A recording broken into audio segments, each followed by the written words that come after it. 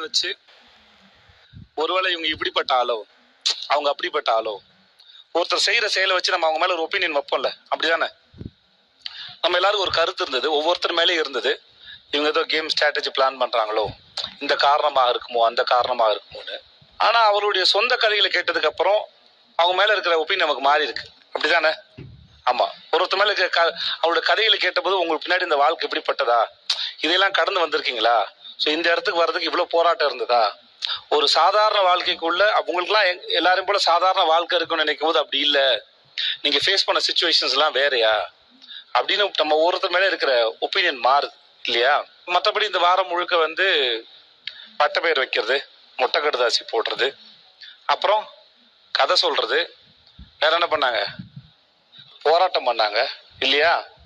இப்படி நிறைய விளையாட்டு விளையாண்டு இருக்காங்க. அதை பத்தி பேசுறதுக்கு முன்னாடி வெள்ளிக்கிழமை